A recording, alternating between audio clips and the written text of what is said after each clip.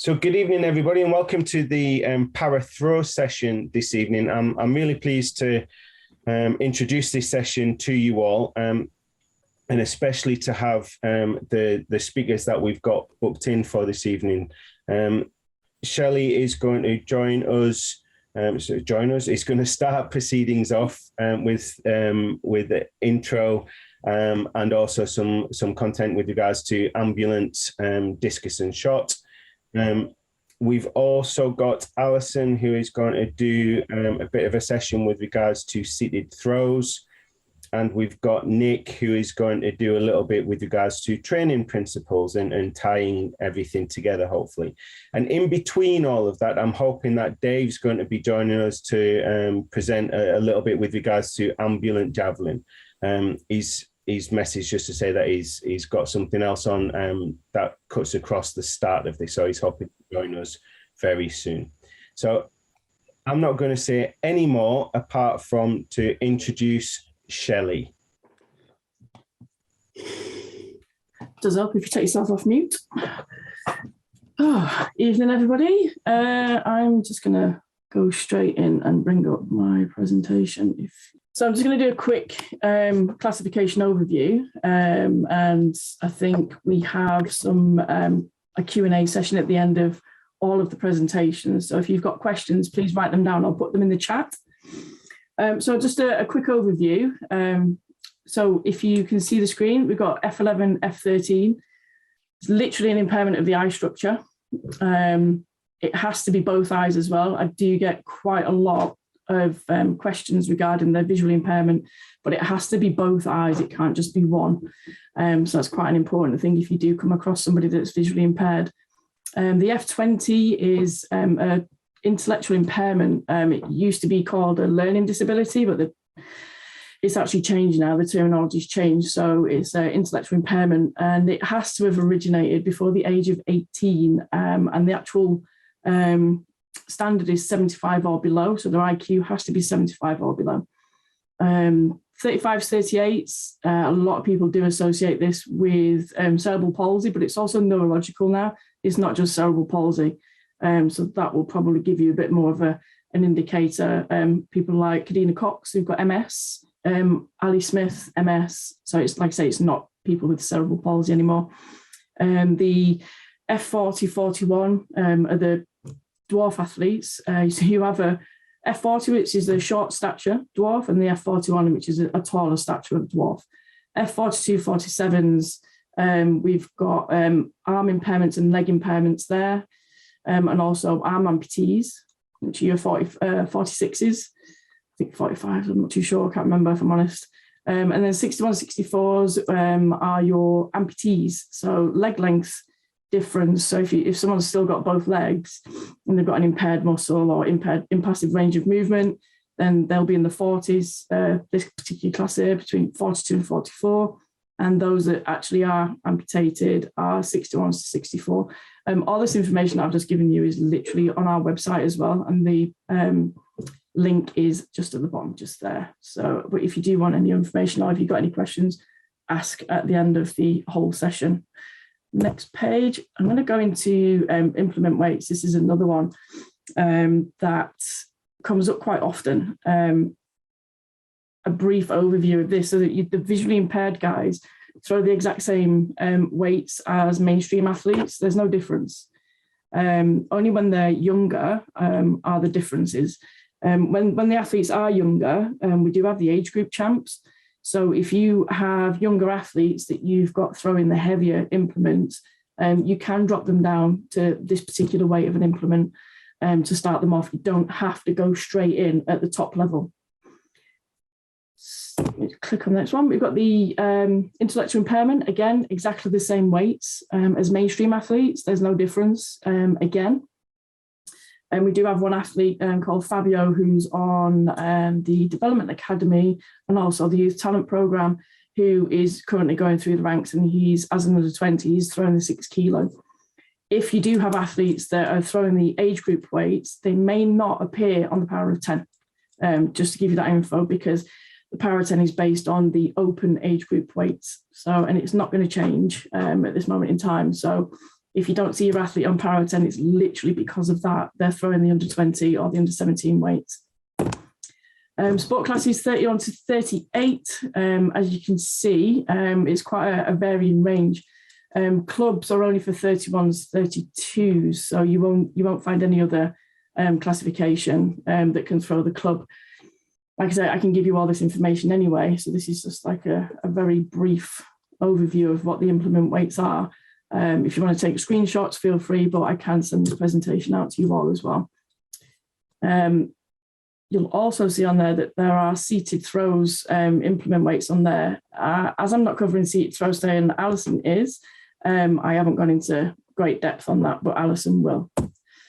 Sport classes of 40, 46, so the dwarf classes and the arm amputees, again, and leg impairments, not amputees. They're very, very similar. One thing with the dwarf athletes, which is the 40-41, what you have to be very careful of as well is the size of the shot put, but I'll go into greater detail on that later on. Move along, 51s, 57s, again, seated. The implement weights there, but Alison's covering seated throws, so I'm sure she'll be going into a bit of a detail for you on that one. That was very, very quick on the implement weights as well. And these are the leg amputees. Again, there's not much difference across the range. I've based it on a right-handed thrower, and I'm only covering ambulant, shot and discus. I think Dave Turner's doing javelin, and Alison is kindly doing all the seated throws. So we've got techniques to consider. We've got standing throws, which I'm sure most of the coaches on here will appreciate is probably one of the easiest things to do. One of the major things that I've noticed when coaching athletes for shot or discus is always getting them a stable position. Sometimes, depending on the athlete, I've recently bumped into a 35, so it's, they're diplegic, so their legs were affected. And they weren't very stable at all on their fixed position when doing a standing throw. And it basically boiled down to just moving the left foot slightly towards the left-hand side and opening the base and giving them a bit of a better base to stand on. Their feet were in line with each other, which is never a good thing to do when your legs are not overly strong. Some things to look for, some key points. So a lot of athletes, again, younger athletes, simulate the throw between 2 and 5 times, and seems a bit of a random number. But I have actually counted, and it is usually between 2 and 5 times before throwing. It's mainly a confidence thing for them because they're not overly sure about letting go of the implement straight away. So I'm talking about new athletes now. And if they've not got the confidence, you can drop the weight down as well. You don't have to give them the main weight to begin with. Just gradually build it up and let them build the confidence as well, and let them get confidence in you guys as coaches. Because like you say, you might not be new to throws, but they're completely new. So you've got to bolster the confidence. And when you take into account their disability as well, it's like a double whammy, a new event, and they're focused on their disability. So just be patient with them as well, but bolster their confidence up. We have a step back, which is shot only. Now, some of the athletes that I've coached in the past, like CP or the cerebral palsy or dwarf athletes, they do a step back quite often. I've seen some dwarf athletes do the rotation, which is perfectly okay, but there are subtle differences between dwarfs, and there's 200 different types of dwarfism. So you have to be very, very careful and always ask the athletes what their capabilities are and if they do have any restrictions. But most of the time, it's like you stand at the back of the circle, facing away from the sector, have the knees flexed.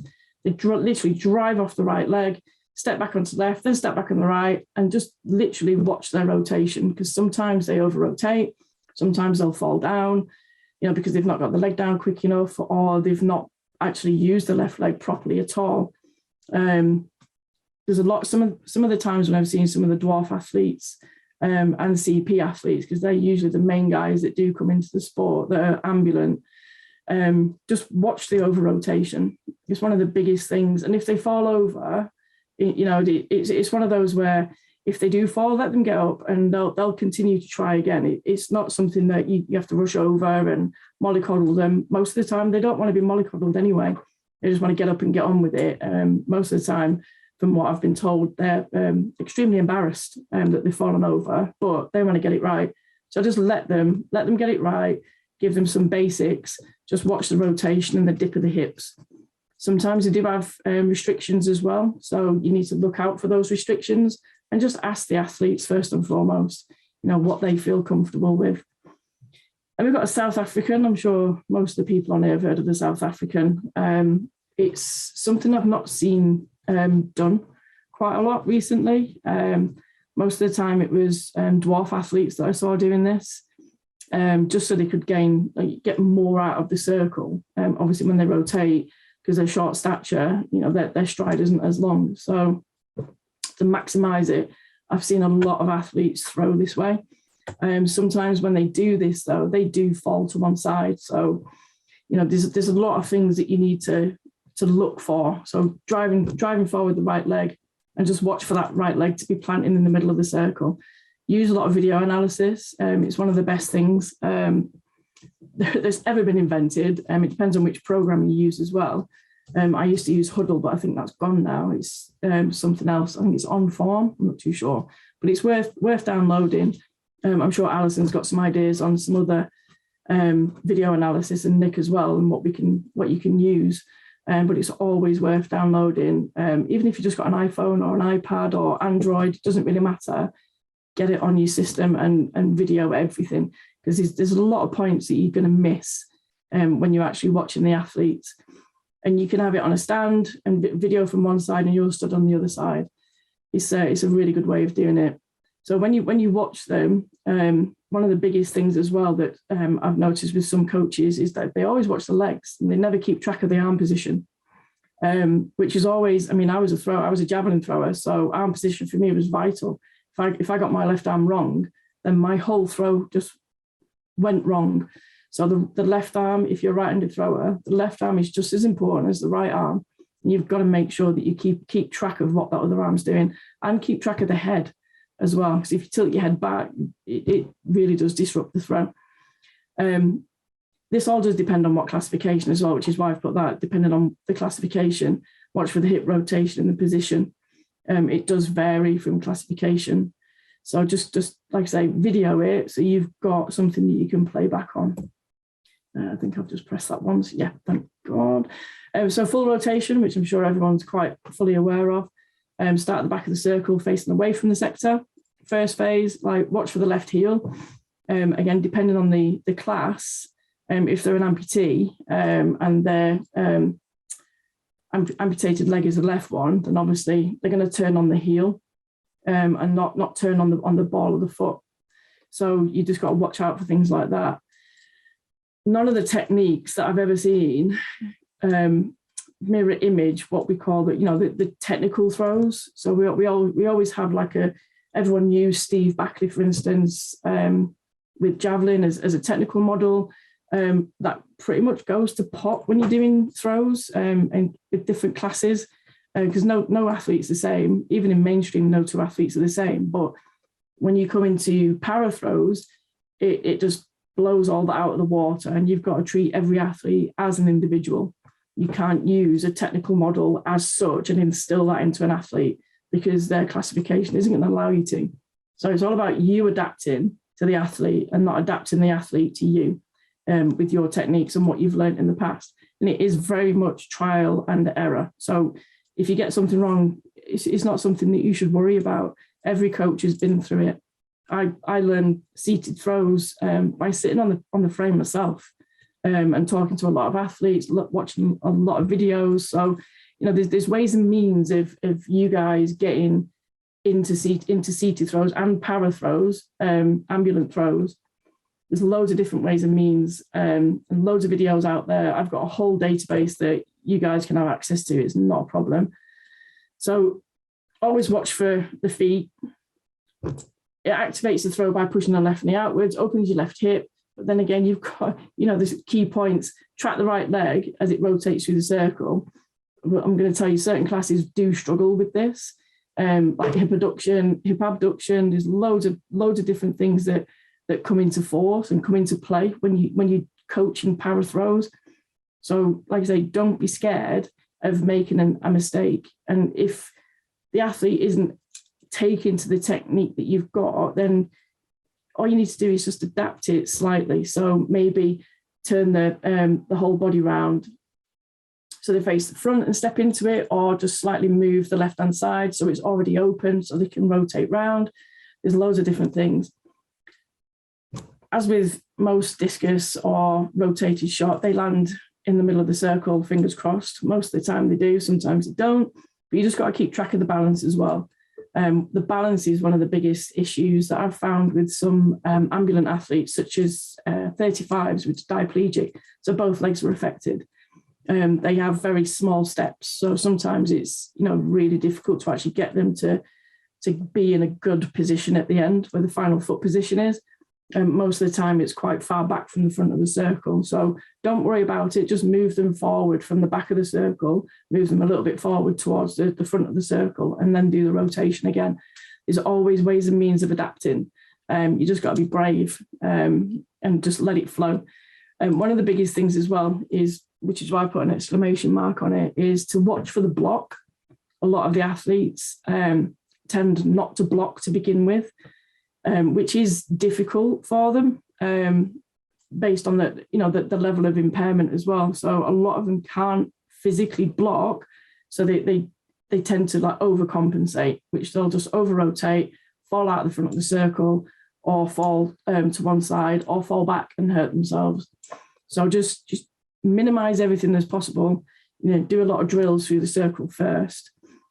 When you go look at the glide, I did a glide with an F37, which is hemiplegic. So she was down one side on the left-hand side. And she wanted to try the glide because she'd seen some other athletes do it at the club. And I was like, yeah, go for it. And it just didn't work for her. She fell off to one side because her left side wasn't as strong as her right. So she couldn't drive back, she couldn't stop, she couldn't block, and literally fell over.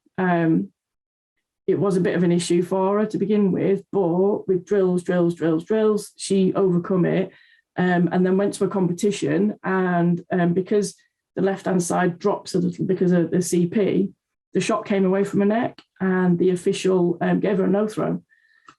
So went over to explain the situation because he'd never officiated para throws before. And he kind of understood where we were coming from. And this was at a World Juniors as well. So it wasn't an open meeting. It was quite an important competition. And they allowed her to have the throw again. And they took into account the fact that she had cerebral palsy, that she had a disability, and she was going to fall over the left side a fraction, meaning it looked like the shot was coming away from the neck, but it wasn't. So, just little things like that, just be very wary of. Sometimes, I've seen some coaches push the shot into the neck, asking them to hold it there, but then it just disrupts everything else. And then they're off balance again because they're trying to hold the shot directly into the neck, and it pushes them to the left side. So just little tiny things that can make such a huge impact. So just reverse it and make sure that they stay stable and balanced in the circle.